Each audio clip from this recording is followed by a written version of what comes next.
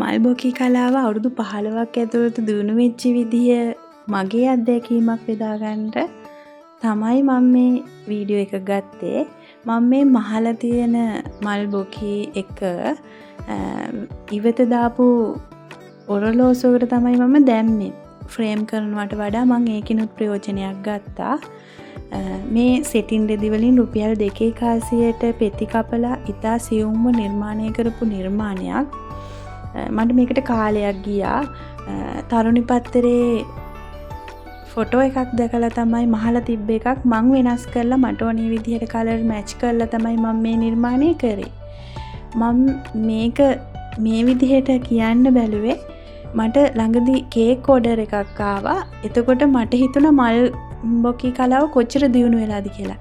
දැන් මේ වෙනකොට ආදරණීයන්ගේ උපන්දින වලට ගොඩාක් විශේෂ අවස්ථාවලට රිබන් මල බොකේ එකක් විදිහට යනවා. දැන් ඒක තවත් දියුණු වෙලා ඒ ලස්සන නිර්මාණය අපිට ආහාරයට ගන්න පුළුවන් විදිහට දියුණු වෙච්ච එක ඒක හොඳයි. ප්‍රයෝජනයක් ගන්නත් පුළුවන්නේ.